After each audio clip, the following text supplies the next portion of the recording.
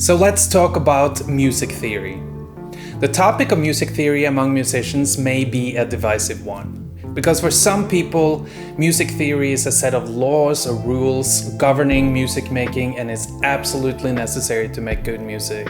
While for other people, it's a musical prison made by dead European guys hundreds of years ago and being enforced by stiffy music snobs. But who's right? Well, they're probably both right. And also wrong. So what is music theory?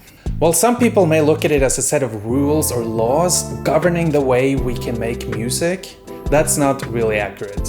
Music theory is simply a way to describe and talk about common music practices. In other words, what musicians have done in the past. This is also why you have different forms of music theory.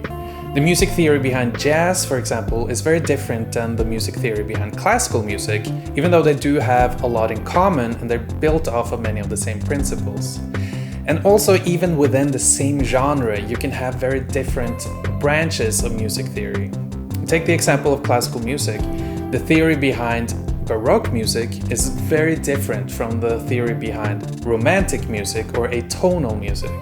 And even though the theory behind jazz and classical music are usually the ones discussed the most, doesn't mean that they are the only ones.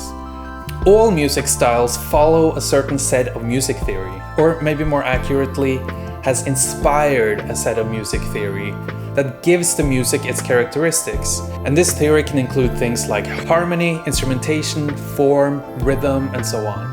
And music styles like pop, rock, blues, metal, EDM, indie, hip-hop all follow their own set of rules or music theory that give them their characteristics. Take blues, for example. It very often uses a 12-bar structure instead of the more common 8 or 16-bar structure. And blues also very often uses a minor 7th on all major chords, which in most other Western styles of music is only applied on the 5 chord. So something that may be considered wrong in one style of music can be the main characteristic in another. So this leads us to the main question. Do you really need music theory in order to make music? And if you do, how important is it really to know music theory? Well, let's have a quick look.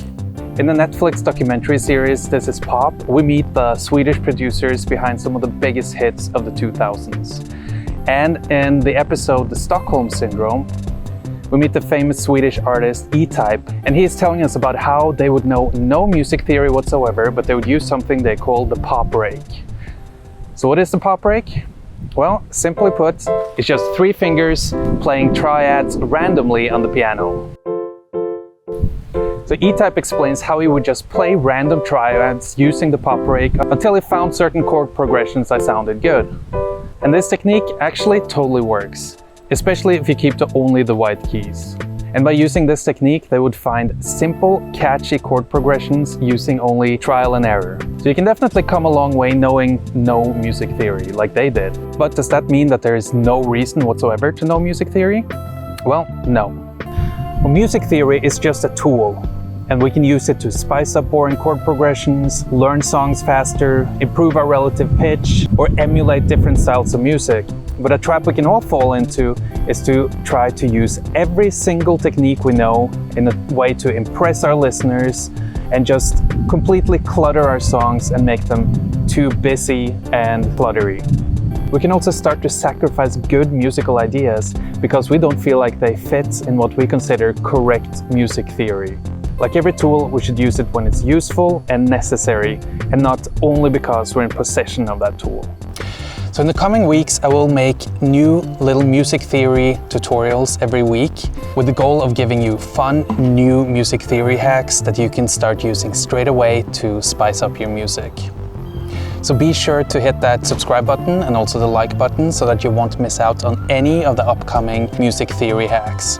And in the meantime, you can check out this video right here, which talks about the easiest way to find great chord progressions without knowing music theory using the circle of fifths.